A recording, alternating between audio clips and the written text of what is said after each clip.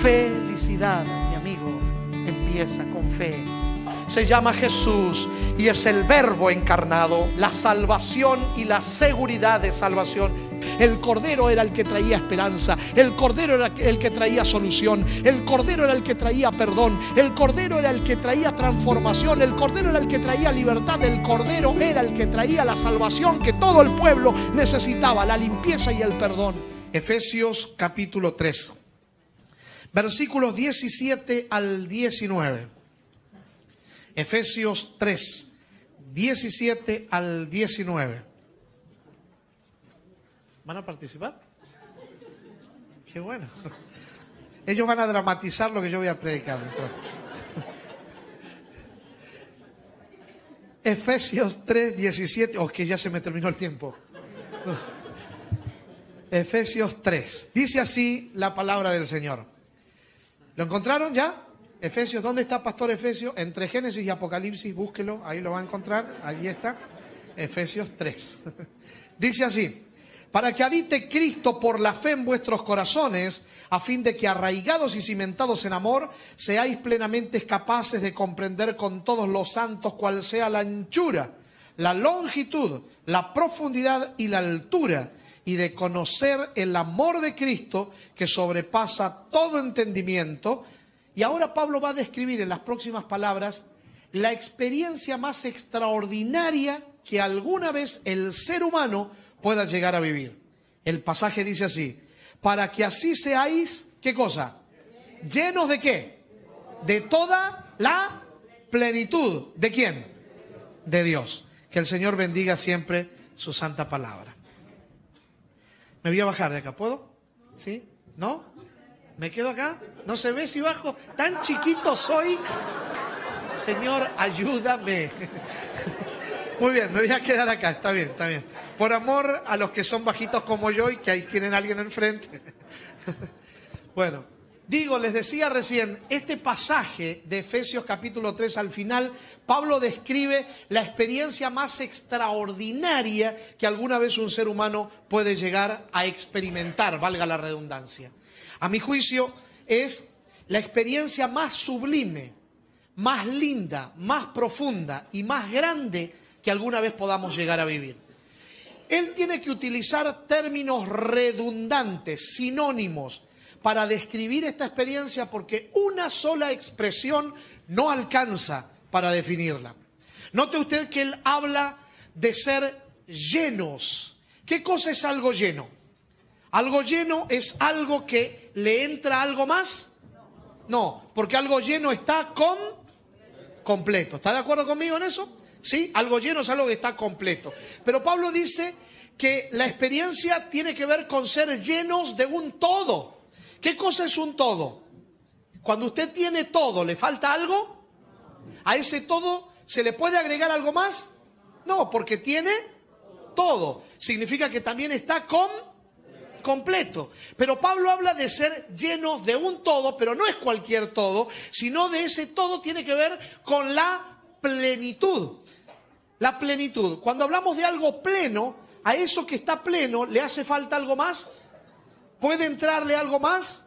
Porque también ese pleno es sinónimo de que está completo. ¿Ves que son términos sinónimos, redundantes, para describir esa experiencia? Es como que Pablo la va llevando en creyendo, aumentando hasta llegar al clímax de lo que está tratando de transmitir. Él dice que es posible ser llenos de toda la plenitud, y no cualquier plenitud, sino que nada más y nada menos que de la plenitud ¿de quién?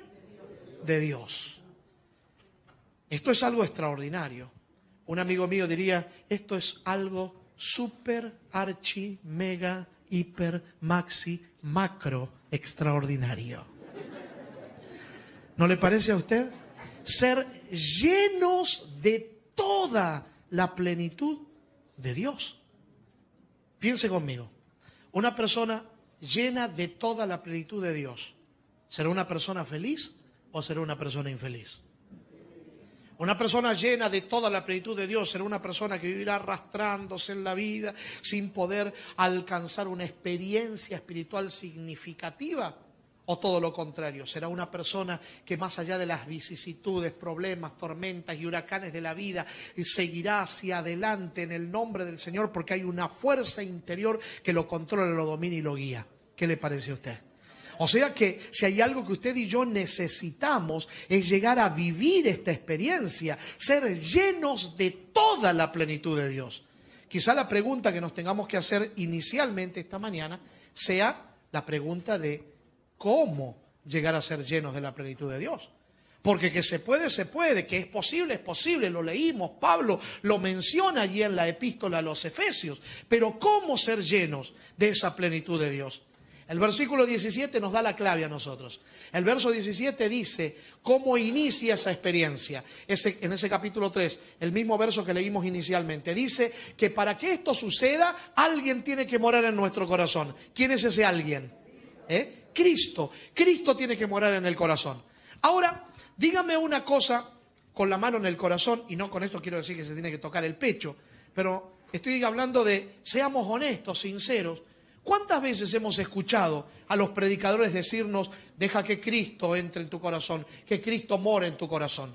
¿Cuántas veces lo hemos escuchado? A los predicadores, lo hemos escuchado a los maestros en la escuela sabática, lo hemos escuchado a personas que de diferentes maneras nos han dicho esto muchas veces. Y hasta cuántas veces nosotros se lo hemos dicho a la gente. O a lo mejor lo hemos leído en un libro, en una revista, en la revista El Centinela, y nos preguntamos, ¿de qué se trata este asunto? ¿Cómo es que Cristo tiene que morar en el corazón? Cuando hablamos de que Cristo mora en nosotros o que more en ti o en mí, ¿de qué se trata eso? ¿Cómo es esto? ¿Cómo funciona este asunto? ¿Cómo es que Cristo, que es el creador del cielo, de la tierra, del universo y que sostiene su universo, ese Cristo tan grande, ¿cómo hace para morar en un corazón tan chiquitito como el mío? ¿De qué estamos hablando cuando hablamos de que Cristo tiene que morar en el corazón? ¿Y quieres que se la complique todavía un poco más?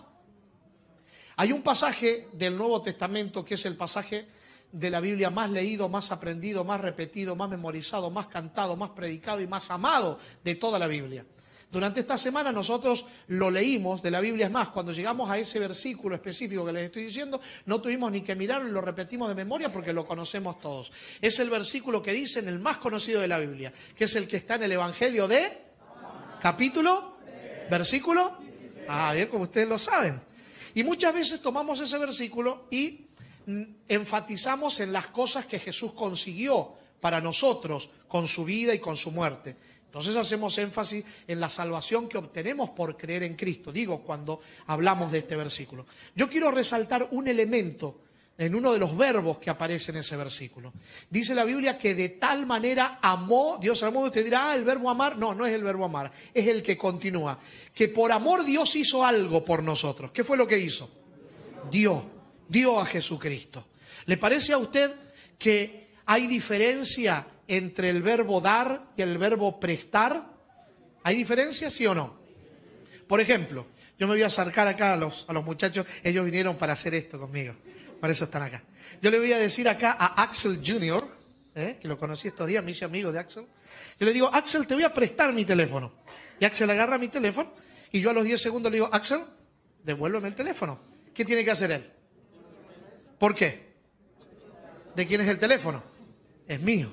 Ahora, qué diferente sería que yo le diga a Axel de la siguiente manera, Axel, esto es de prueba nada más, para que todo el mundo entienda un punto. Ellos están de testigos que es una prueba nada más, ¿está bien? ¿Sí? Ok. Yo le digo a Axel, Axel, te voy a regalar mi teléfono. Se lo doy. A los 10 segundos le puedo decir, Axel, devuélveme el teléfono. ¿Cómo que no? Decírselo puedo decir, ¿o no? Sí que le puedo decir. Ahora, que él me lo devuelva es otra cosa. ¿Por qué? Porque el teléfono ahora, ¿de quién es? De prueba, ¿no? ¿De quién es ahora? De Axel. ¿Por qué? Porque yo se lo di. Muchas gracias, Axel. Lo hiciste muy bien. Después le pasas la cuenta al pastor Barrios. Hay diferencia entre dar y prestar. Juan dice, recoge las palabras de Jesús hablando una noche con un hombre llamado Nicodemo, cuando Jesús le dice que de tal manera amó Dios al mundo que no es que prestó a su Hijo por 33 años y medio, sino que lo dio. Y cuando Jesús se hace parte de la humanidad, porque Dios lo entregó, lo dio a la humanidad, a partir de ese momento Jesús es parte de la humanidad ¿por cuánto tiempo? Por siempre. Cuando dice Apocalipsis 21, que en la tierra nueva Dios mismo estará con nosotros, ¿de quién está hablando allí? Está hablando de Jesús. Jesús es parte de la humanidad y será parte de la humanidad para siempre. Alguien dijo que Cristo es el hombre perfecto de Dios, pero a la vez el Dios perfecto del hombre, porque en él se combinan las dos naturalezas, la naturaleza divina y la naturaleza humana. Por eso en Cristo la divinidad forma parte de la familia humana y la humanidad forma parte de la familia divina. En Cristo tenemos lazos con Dios que jamás podrán ser rotos. Qué bueno es eso y alabo el nombre de Jesús por eso. Ahora, volviendo al punto, usted mira, ¿y para qué está diciéndome esto, pastor? ¿Sabe por qué? Porque cuando Jesús decidió hacerse hombre, Él sabía que en el momento en el que quedase encerrado en un cuerpo humano, ciertos atributos divinos suyos, Él debía dejarlos de lado durante el tiempo que estemos en este segmento conocido como la historia de la redención. Parte de esos atributos divinos que Jesús debía dejar de lado es el atributo de la omnipresencia. ¿Se entiende la expresión? ¿Qué es la omnipresencia? Es la capacidad de poder estar en todos lados a la vez. Cuando Jesús estuvo en esta tierra como ser humano, Él podía, mientras caminaba por las calles de Palestina, andar por ahí por Sudamérica enterrando unas tablas que después el ángel Morón iba a encontrar. ¿Podía hacer eso? No, claro que no podía hacer eso. ¿Por qué? Porque los seres humanos no podemos estar en más de un lugar a la vez. O podemos estar en varios lugares a la vez. Y a través del Facebook, pastor. No, pero yo no estoy hablando de eso. Estoy hablando en el sentido físico. ¿Podemos estar en más de un lugar a la vez? No. Jesús fue hombre, 100% hombre. Y por eso Él veló esa parte de su divinidad. Ahora, usted mira, y pastor, ¿por qué me está diciendo esto? Sí, porque estamos tratando de descubrir cómo vivir la experiencia de ser llenos de toda la plenitud de Dios. Sabemos que para eso Cristo tiene que morar en el corazón. Y Cristo, cuando estuvo entre los hombres, estuvo vestido de humanidad y estuvo encerrado en un cuerpo humano. Cuando murió, ¿murió como hombre o murió como Dios? Piense usted la respuesta. ¿Puede morir Dios, que es fuente de vida? Entonces Jesús murió como hombre. ¿Y cuando resucitó? ¿Cómo resucitó? ¿Resucitó como Dios o resucitó como hombre? ¿Cuántos creen que resucitó como Dios? A ver si hay manos que se levanten. ¿Cuántos creen que resucitó como hombre? Y hay otros que no saben si creer o no creer porque no dicen nada. Bueno, digo, usted piense, ¿quiénes necesitan resucitar? ¿Los vivos o los muertos? Los muertos, ¿verdad? Para poder resucitar primero se tiene que morir. Si no me cree, haga la prueba. Muérase esta noche y va a ver que mañana necesitará resurrección. Si usted dice que Jesús resucitó como Dios, ¿significa que Dios estuvo? Entonces Jesús resucitó ¿como qué? Como hombre. Porque un hombre tenía que morir. ¿Quién era ese hombre? Bueno, Adán. Y usted y yo debíamos haber muerto. Pero Él decidió morir en su lugar y en mi lugar. Por eso cuando resucita, resucita como hombre. Está 40 días entre los hombres, enseñando todavía un poco más a sus discípulos, se les aparece un par de veces, regaña a Tomás que no iba a creer en él, ¿se acuerdan todas las historias aquellas? Y después finalmente asciende otra vez a la presencia del Padre. Cuando hace eso, lo hace para ser el sacerdote en nuestro favor, intercesor. ¿En calidad de qué está intercediendo Jesús en nuestro favor? ¿En calidad de Dios o en calidad de hombre? Piense la respuesta. Y a lo mejor encuentra esa respuesta en la carta de Pablo a Timoteo, en el capítulo 2, verso 5. Versículo muy conocido que dice: porque hay un solo Dios y un solo mediador entre Dios y los hombres, Jesucristo, Dios. ¿Dice así? Jesucristo, hombre. O sea que Jesús todavía está encerrado en ese cuerpo humano.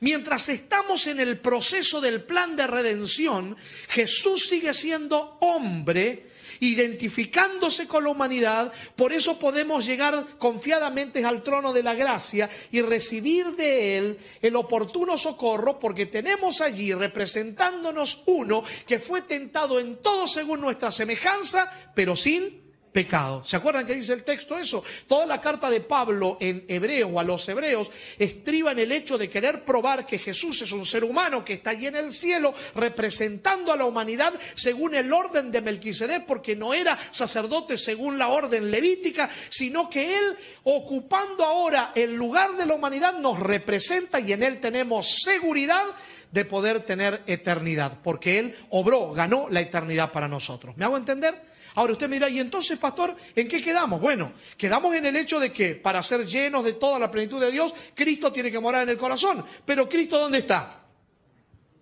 En el santuario. Y está encerrado en un cuerpo. Entonces, ¿cómo hace Él ahora para morar en nosotros? Antes de ascender la cuesta del Calvario, antes de morir, en la última ocasión que estuvo por las noches con sus discípulos, les habló muchas cosas lindas a ellos, les enseñó cómo permanecer en Él, oró por ellos, pero antes de eso, les dijo que Él se iba a ir al cielo después de que muere y resucite. Ellos le dijeron, maestro, no hagas eso, no nos abandones, no nos dejes, nosotros te necesitamos, nos vas a dejar huérfanos. Y Él les dijo, no, les conviene a ustedes que yo me vaya. Jesús no les estaba diciendo eso solamente para consolarlos a ellos, como un padre puede consolar a un niño en una noche de tormenta, diciéndole, quédate tranquilo, no van a haber más rayos, no va a haber más truenos, va a parar la tormenta. El padre no puede controlar eso y no sabe si eso va a pasar. Lo dice para consolar a su hijo. Jesús no estaba haciendo eso. Cuando Jesús le dijo a sus discípulos, les conviene que yo me vaya, era porque de verdad a ellos y a nosotros nos convenía que Él se vaya. ¿Por qué? Porque cuando Él llegase a la presencia del Padre y su sacrificio sea acepto y todos seamos aceptos en el amado, entonces Él, volviendo a tomar la autoridad sobre el cielo y la tierra, Él entonces enviaría de la presencia del Padre al alos paráclito, al otro consolador. Otro porque Él era el consolador de los discípulos, pero ahora se había ido al cielo y ahora le estaría enviando a la tercera persona de la divinidad sin ningún tipo de restricciones. El Espíritu Santo de Dios, que es Dios, vendría para estar con todos los cristianos, en todos los lugares de este mundo, en todas las vidas que se abran y el corazón que le permita, Él entraría y traería al corazón humano la presencia viva del Señor Jesucristo, que está en el cielo en estos momentos oficiando en nuestro favor. Así que cuando hablamos de que Cristo tiene que morar en el corazón, el que va a morar en el corazón, ¿quién es? El Espíritu Santo. Jesús les dijo, el Espíritu de verdad, al cual el mundo no puede ver ni le conoce, vosotros le conocéis porque está con vosotros, estará al lado de ustedes y estará también en ustedes. Diferencia entre las preposiciones con y en. La preposición con denota la realidad de algo externo a ti, algo que pasa alrededor tuyo. Pero la preposición en ya denota una realidad subjetiva, interior, interna, algo que pasa dentro tuyo. Y hablando del Espíritu, Jesús dijo que el que moraría en el corazón sería ¿quién? El Espíritu Santo. Ahora volvamos al punto. Pablo dice que es posible ser llenos de toda la plenitud de Dios. Para ser llenos de toda la plenitud de Dios, Cristo tiene que morar en el corazón. Pero Cristo eligió morar en nosotros a través del Espíritu Santo. Es el Espíritu el que viene, el Espíritu es el que nos toca, el Espíritu es el que nos hace el llamado. El Espíritu es el que intercede incluso con nuestro propio Espíritu para que aceptemos a Jesucristo. Y cuando nosotros abrimos la puerta de nuestro corazón, cedemos, bajamos la guardia y dejamos que Cristo entre, es el Espíritu Santo el que trae a Jesucristo a nuestro corazón. ¿Me hago entender? O sea que para ser llenos de toda la plenitud de Dios, Cristo tiene que morar y Cristo mora a través del Espíritu. Pero la pregunta más importante que nosotros nos tenemos que hacer esta mañana es, ¿cómo hace el Espíritu Santo para morar en nuestro corazón? Porque hay muchas teorías, hay muchas ideas de cómo puede suceder. Hay quienes dicen que el Espíritu viene como una especie de viento recio y te atrapa y te domina y te tira al piso y te hace hablar cosas que ni siquiera sabes lo que estás diciendo, y tienes unas emociones desde los talones hasta la punta de la cabeza, y cuando eres sacudido de esa manera y has vivido esa experiencia, entonces has sido lleno del Espíritu Santo. ¿Será que la cosa es así? Hay quienes dicen que cuando el Espíritu Santo está dentro del corazón, Dios está dentro tuyo, entonces eres como una especie de sucursal de Dios. Eres como un semidios incluso. Ahora yo me pregunto, cuando tú pecas, porque Dios es santo, Dios no peca, cuando pecas, ¿qué pasó? El Espíritu te abandonó, te dejó, entra intermitentemente, un ratito se va y viene. ¿Cómo funciona este asunto? ¿Cómo es esto? ¿De qué manera mora el Espíritu Santo en el corazón? Porque cuando entendamos eso, entonces podremos sí ser o vivir la experiencia de ser llenos de toda la plenitud de Dios, que es lo que estamos tratando de descubrir. Acompáñenme en una sucesión de pensamientos para sacar una conclusión, basándonos en varios pasajes de la Escritura Sagrada. Evangelio según San Juan, capítulo 1, versículo 1, versículo 14 y versículo 17. San Juan 1, 1, 14 y 17. Vamos a ver estos textos para entender algo interesante, para tratar de entrar en la recta final y desenredar todo este enredo, para saber cómo es que el Espíritu mora en el corazón y cómo podemos vivir la experiencia de ser llenos de la plenitud de Dios. San Juan capítulo 1, versículo 14 y versículo 17. Versículos muy conocidos. Espero que los que están traduciendo me perdonen por hablar tan rápido. San Juan 1, 14 y 17. ¿Ya lo encontraron? El verso 1 dice así: en el principio era ¿quién? Y el verbo era con, y el verbo era Dios. Ese verbo se hizo carne, versículo 14, y habitó entre nosotros, y vimos su gloria, gloria como la del unigénito del Padre, lleno de ¿qué cosa? De gracia y de verdad. El verso 17 dice que la ley vino por medio de ¿quién? Pero la gracia y la verdad, de la que estaba llena ese verbo, vinieron por medio de ¿quién? De Jesucristo. Mire usted, podemos hacer una especie de ecuación matemática, los literatos dirían es silogismo, pero hablando en términos que podamos entender mejor, es una especie de ecuación. Nosotros agarramos la palabra verbo y al lado le ponemos un signo de igual. Verbo igual a gracia y verdad. Eso es lo que dice el versículo 14. Y el verso 17 dice que la gracia y la verdad igual a quien la trajo. ¿Quién fue el que trajo la gracia y la verdad? Jesucristo. Entonces tenemos dos veces gracia y verdad acá, gracia y verdad acá. Simplificamos quitando estas dos veces gracia y verdad y la palabra que nos quedó aquí abajo la subimos allá arriba y entonces encontramos que verbo es igual a ¿quién? A Jesucristo. Y usted me dirá, pero pastor, ¿por qué tenemos que pasar todo este proceso para entender que Jesús es el verbo del que habla Juan? ¿Por qué Juan no fue más simple, más sencillo y hubiese escrito, por ejemplo, en el principio Jesucristo era, y Jesucristo era con Dios, y Jesucristo era Dios? Y Jesucristo se hizo carne, diría el verso 14, y habitó entre nosotros y vimos su gloria como la del unigénito del Padre, lleno de gracia y de verdad. Claro, puede ser que para usted y para mí sea mucho más fácil si Juan hubiese escrito así. Sin embargo, quiero decirle que Juan, cuando escribió el Evangelio, él lo hizo desde la concepción de un Cristo que superaba toda expectativa humana en cuanto a la capacidad que tengamos de imaginar su grandeza, su soberanía, su poder, autoridad y nuestra necesidad de él. Juan descubrió todas estas cosas después de las visiones que tiene en Patmos, porque hasta las visiones de Apocalipsis, Juan miraba a Jesús como el soberano, como el Señor, como el Dios de este mundo. Pero después de las visiones de Patmos, Juan logra entender que Jesús es el Señor y Dios del universo. Que Jesús es mucho más de lo que él pueda entender y de lo que nosotros podamos captar y de lo que las palabras humanas puedan describir. Entonces se da cuenta que si hay algo que nosotros necesitamos, es a Cristo.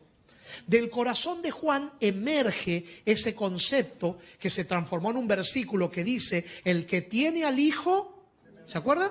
Tiene la vida. El que no tiene al Hijo no tiene vida, porque Juan entiende que la vida es mucho más que respirar y existir. La vida tiene que ver con plenitud, porque Juan es el que declara aquellas expresiones de Jesús cuando dijo, yo he venido para que tengan vida, y la tengan ¿de qué forma? en abundancia. Entonces Juan, que entiende todo eso, cuando va a hablar de Jesús, va a buscar las expresiones más profundas, va a contar los relatos más íntimos, porque aun cuando Jesús sea tan grande, tan soberano y tan especial, fue tan pero tan único, que vino a estar con los corazones humanos cara a cara, relacionarse con nosotros de forma individual. Porque si bien es cierto que Jesús es el soberano Dios todopoderoso, quiere ser tu Dios personal y tu Salvador personal. Y está dispuesto a tratar con cada uno de nosotros individual y personalmente. Y nos conoce tanto que hasta los cabellos de nuestra cabeza Él tiene contado de nosotros.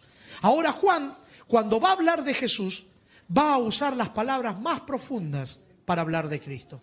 Y Juan va a usar allí en el Evangelio, en el capítulo 1, en el verso 1 y el verso 14, una expresión que era muy utilizada por los filósofos de la época de Juan.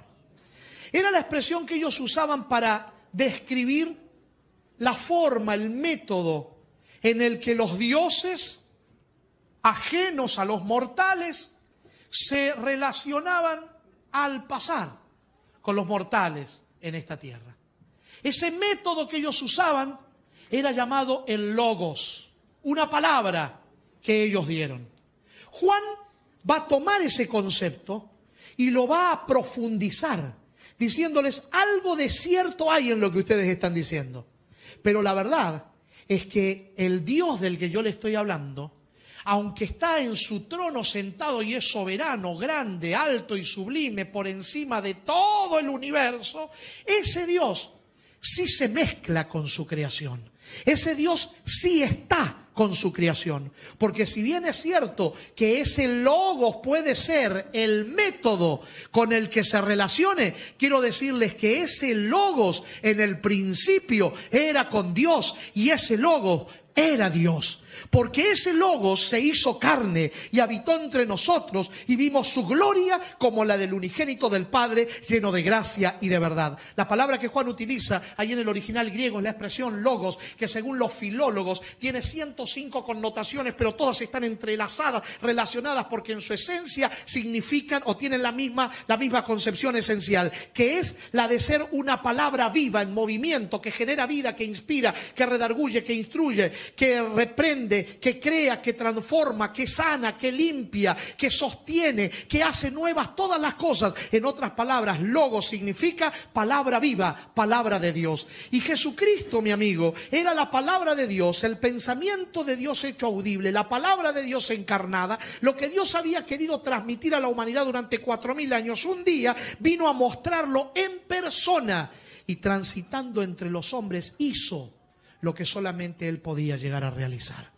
Por eso Juan utiliza esa expresión, logos, palabra viva, para hablar de Jesucristo, porque Jesús era la palabra de Dios encarnada. ¿Me hago entender? Ahora usted me dirá, ¿y esto qué tiene que ver con lo que estábamos hablando? Estamos tratando de descubrir cómo es que mora el Espíritu Santo en el corazón.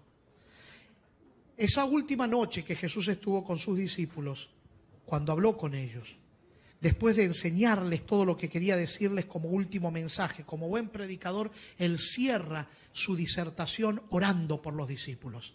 Quizás se arrodillaron en algún lugar y en su oración Jesús ora por ellos y ora por usted y ora por mí. Usted dirá, ¿pero por qué por mí si yo no estaba allí? Bueno, pero Jesús dijo que oraba por los que habrían de creer en Él por la palabra de los discípulos. Usted dirá, pero yo no conocía a los discípulos, pero leyó la Biblia y leyó los escritos de ellos. Entonces creyó en Cristo por los dichos de ellos. Significa entonces que Jesús también oró por usted y oró por mí. Y cuando oró por nosotros, Jesús le dijo al Padre, Padre, yo te voy a pedir algo especial. Te voy a pedir que no los quites del mundo, sino que los guardes del mal. Y después expresa la forma en la que Dios nos guarda del mal. Dice, te pido que los santifiques. Hago un pequeño paréntesis aquí para decir algo importante. Miren, nosotros los latinos tenemos un trasfondo cultural que ha absorbido mucho de la cultura griega pasada y de la cultura romana. De hecho, a nuestra cultura se le llama una cultura de trasfondo greco-romano.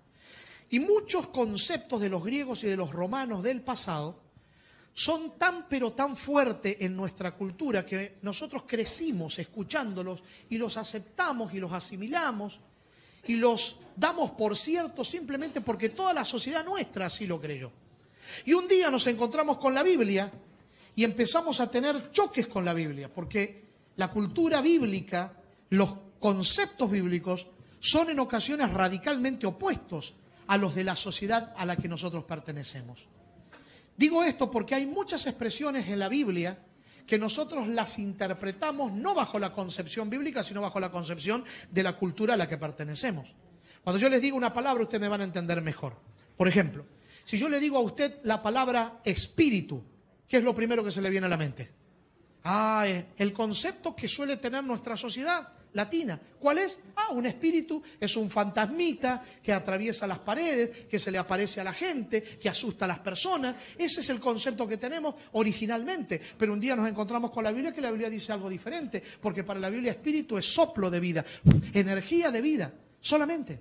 El Espíritu Santo ya es un ser, la tercera persona de la deidad. ¿Me hago entender?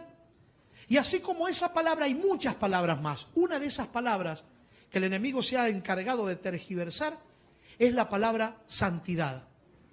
Y muchas veces hemos interpretado la palabra santidad o santificación bajo la realidad de una experiencia conductista. Entonces pensamos que alguien santo es alguien que se porta bien o que se comporta bien. Alguien santo es alguien que hace todas las cosas perfectas, hace todas las cosas bien. Y si bien es cierto que la santidad puede involucrar la conducta, no necesariamente es en sí la conducta. Porque de acuerdo al concepto bíblico, santidad es otra cosa. Un día un hombre llamado Moisés va caminando por unas montañas donde siempre había andado en los últimos 40 años, pastando ovejas allí. Y de momento ve en aquel lugar una planta seca conocida con el nombre de la zarza, que está encendida, prendida a fuego, pero no se consume. Le llama poderosamente la atención. Entonces se acerca a esa planta y cuando la va a tocar, una voz le dice: Moisés, quita el calzado de tus pies porque el lugar que estás pisando es tierra santa. Si yo hubiera sido Moisés, hubiese dicho: 40 años pasando por acá, nunca nadie me dijo nada, y yo pisando esta tierra santa. Para la próxima vez pongan un cartelito, así nos enteramos, porque ¿cómo puede ser esto? Pero pregunto, antes de esa visión y después de esa visión, ¿Moisés tenía que quitarse el calzado al pasar por ahí? No. ¿Por qué ahora tenía que quitarse el calzado? Porque el lugar era santo en ese momento. ¿Y qué es lo que hacía santo ese lugar? La presencia de Dios. Entonces, cuando hablamos de santidad, no estamos hablando de conducta, ni pasividad, ni quietud. Estamos hablando de ¿qué cosa? De la presencia de Dios. La presencia de Dios es lo que hace santo los lugares, es lo que hace santa a las personas. Tú puedes ser la persona más, el que mejor se comporte en un lugar, la persona más correcta, socialmente hablando, moralmente hablando, pero si tú no tienes la presencia de Dios en tu vida, tú no eres una persona santa, porque santo es aquel que tiene la presencia de Dios en su vida. ¿Me hago entender? ¿Sí? Entonces cuando Jesús le dice al Padre: Padre, yo no te pido que los quites del mundo, sino que los guardes del mal, después dice ¿cómo? También le había pedido al Padre: Padre, que ellos sean uno conmigo, como yo soy uno contigo, que seamos uno con ellos, que ellos sean uno con nosotros. ¿De qué manera se produce esa experiencia? Jesús lo dice: santifícalos, Señor. O sea, llénalos de tu presencia, dales el poder de tu Espíritu, porque a través del Espíritu vamos a estar conectados, nosotros con ellos, ellos con nosotros. Es a través del Espíritu como tú habrás de llenarlos de tu presencia, es a través del Espíritu como yo voy a estar en ellos. Santifícalos en tu verdad. Y después agrega, tu palabra, ¿qué cosa es? Es verdad. Y usted dirá: pero ¿por qué tiene que poner esa expresión, tu palabra es verdad, en medio de lo que está diciendo? San Juan 14:6 dice que Jesucristo se autoproclama la verdad. Él dice: yo soy el camino, ¿se acuerdan? La verdad y la vida. Primera de Juan capítulo 5 versículo 6 dice, el mismo Juan que escribió el Evangelio, en la Carta Universal dice que el Espíritu Santo también es la verdad. Entonces nos hace sentido y nos parece lógico que Jesús more en nosotros a través del Espíritu, porque Él es verdad y el Espíritu es verdad. Pero ahora Jesús agrega un elemento más. Él dice que como parte de esa experiencia de santidad, para estar unido a Dios, Dios nos santifica con su presencia, pero también agrega que esa palabra de Dios es verdad y es presencia de Dios. Significa entonces que el Espíritu Santo habrá de morar en nosotros a través de la palabra viva de Dios. ¿Me hago entender? El Padre es verdad, Jesús es verdad, el Espíritu es verdad, la palabra es verdad. El Padre envió a Jesús, Jesús mora en nosotros a través del Espíritu y el Espíritu habrá de morar en nosotros a través de la palabra viva. Por eso Jesucristo dijo, las palabras que yo os he hablado son espíritu y son vida. Por eso el apóstol declara que la palabra de Dios es viva y eficaz, más penetrante que toda espada de 2 filos, y penetra hasta partir el alma, el espíritu, las coyunturas y los tuétanos, y discierne los pensamientos y hasta las intenciones mismas del corazón. Hasta lo más profundo del ser llega esa palabra viva de Dios. Ese libro que tú tienes en la mano, aunque cuenta la historia de un pueblo, no es un libro de historia. Aunque puede contar o relatar lugares y dar datos geográficos de algunos lugares de Palestina o Medio Oriente, no es un libro de geografía. Aunque puede dar datos de geología y de ciencia, no es un libro de ciencia. Y aunque cuenta la historia de amor más profunda, no es una novela. Ese libro es la palabra de Dios, y por la palabra de Dios el Señor hizo los cielos, la tierra y sostiene el universo. ¿Cómo puedes pensar tú que esa misma palabra no puede recrear en ti una nueva criatura a la imagen de Jesús? Y cómo esa palabra no habrá de sostenerte con un poder especial para que puedas vivir una vida como la vida de Jesucristo. ¿Me hago entender? San Juan capítulo 14 versículo 23, y esto búsquenlo por favor porque quiero que lo lean conmigo. San Juan 14, 23. El mismo Señor Jesucristo hablando de esto dice así. San Juan 14, 23. ¿Lo encontraron ya? Juan 14, 23. Él dijo, el que me ama, ¿qué va a pasar? Mi palabra guardará. ¿Saben que hay algunos cristianos que han tomado literalmente esa expresión y han agarrado la Biblia y la han guardado en un cajón y no la han leído nunca más? El que me ama, mi palabra guardará, y allí la han guardado. No, no se trata de eso lo que está diciendo el texto allí. El que me ama, dice el Señor, mi palabra guardará. Y mi Padre le amará. ¿Y qué sucederá? Y vendremos a Él y haremos ¿qué cosa? Morada en Él. Es a través de la palabra viva como el Señor habrá de morar en el corazón. Porque nunca la profecía fue traída por voluntad humana, sino que los santos hombres de Dios hablaron siendo inspirados ¿por quién? Por el Espíritu Santo. El Espíritu Santo viene a nuestra vida a través de la palabra, y esa palabra llena nuestro corazón, y esa palabra moldea nuestro pensamiento al pensamiento de Cristo, y esa palabra nos va transformando y nos va haciendo ver la vida con los ojos de Jesucristo. Y eso es lo que la Biblia en el Antiguo Testamento se llama sabiduría. La palabra que se traduce del hebreo como sabiduría es la palabra yochmah. Yochmah. ¿Cómo es la palabra? Póngale saliva, diría el pastor Rojas. Yochmah.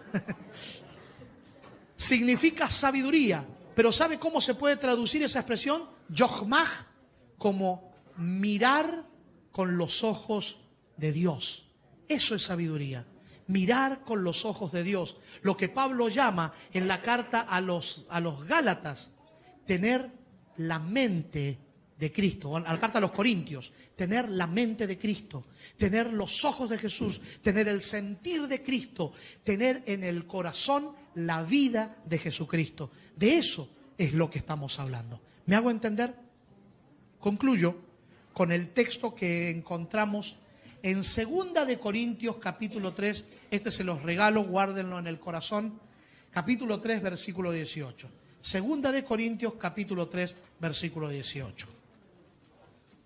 2 de Corintios capítulo 3, versículo 18. Dice el mismo apóstol Pablo, por tanto, o sea, resumiendo, haciendo el cierre de lo que venimos hablando, por tanto, nosotros todos, ¿quiénes somos todos? Usted y yo, los que estamos aquí, los que leyeron antes, los que leerán después, todos, mirando a cara descubierta como en un espejo la gloria del Señor, somos transformados, ¿de qué forma? De gloria en gloria, a la misma imagen, ¿por quién? Por el Espíritu del Señor. ¿Qué es lo que está diciendo Pablo allí en ese aparente trabalengua? Lo que Pablo está diciendo es que todos nosotros, así como somos y como estamos, podemos acercarnos a Dios sin ningún velo que nos limite nuestra cercanía a Dios como había en el santuario. Ese velo ha sido quitado, Cristo atravesó el velo, podemos entrar a la presencia de Dios. Él nos recibe como somos y como estamos, con nuestras necesidades, problemas, vicisitudes, alegrías, tristezas, también con nuestro gozo como con nuestro pecado. Él nos recibe así como somos y como estamos, podemos ir a Él.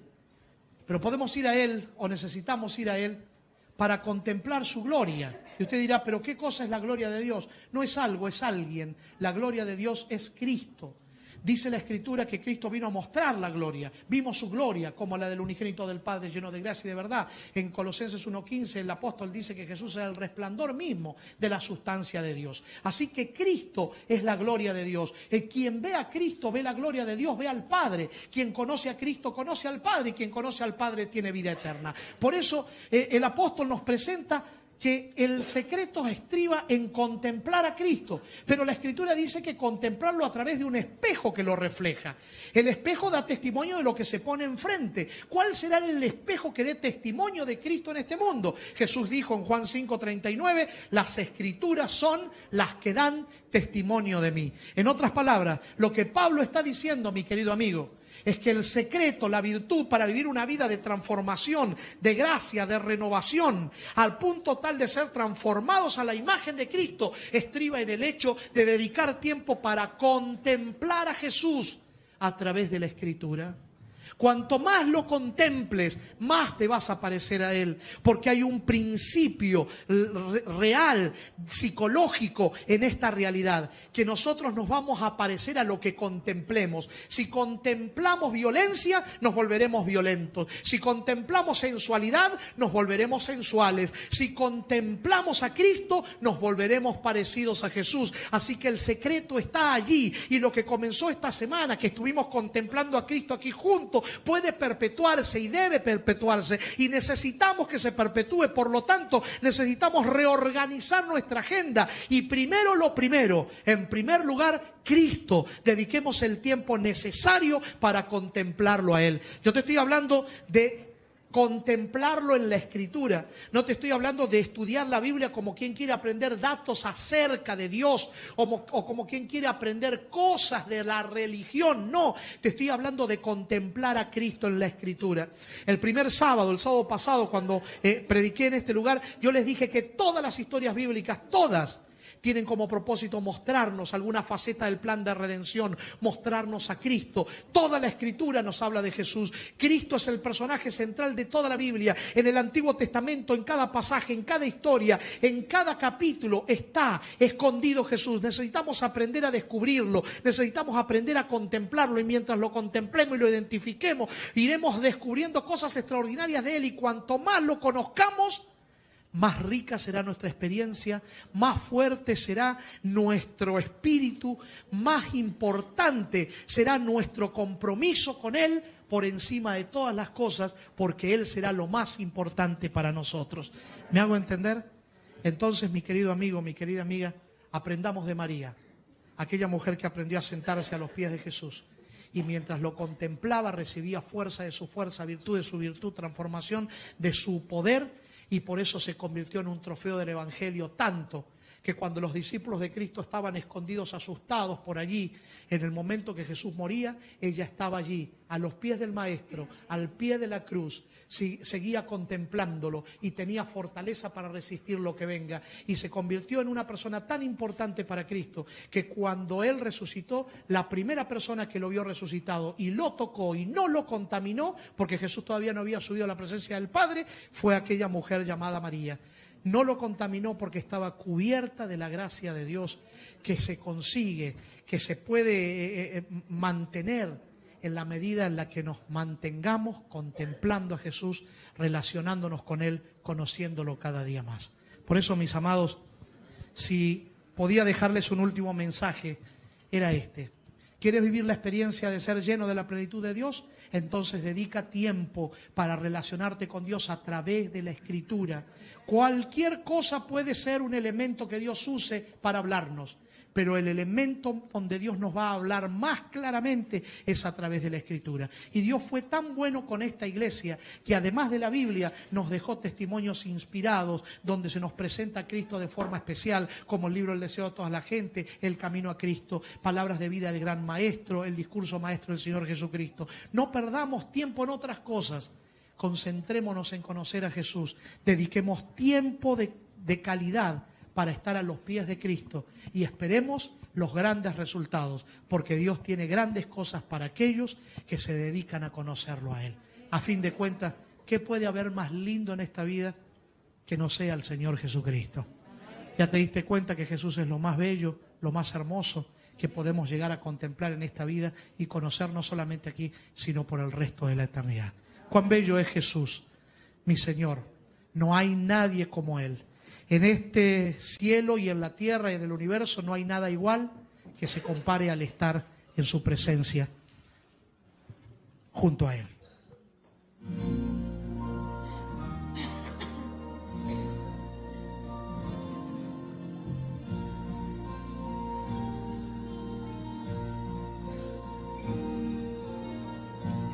Cuán bello es Jesús, mi Señor.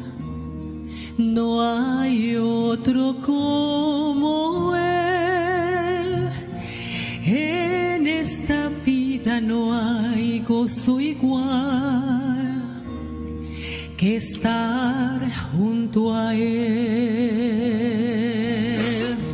Mi vida es de Él y por siempre será. Soy canción,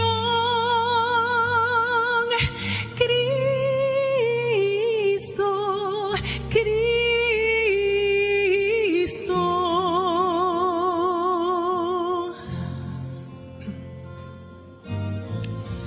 Cual flores en el amanecer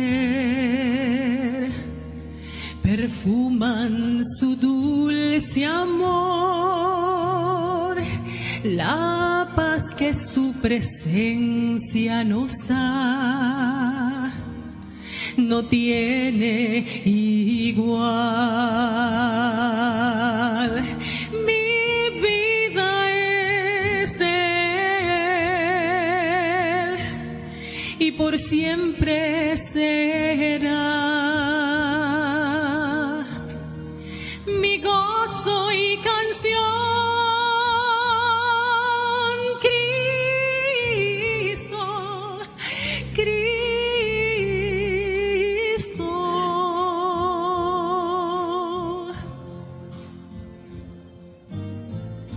no hay nadie en todo el cielo de Dios, ni en toda su creación, que iguale a mi amado Señor. Yo deseo su amor. ¿Quieres cantar conmigo? Mi vida es de y por siempre será. Mi gozo y canción, Cristo, Cristo. Cántalo más fuerte ahora en este momento. Mi vida es de Él, dilo. Mi vida es de Él y por siempre será. Y por siempre será mi gozo y canción. Mi gozo y canción, Cristo, Cristo.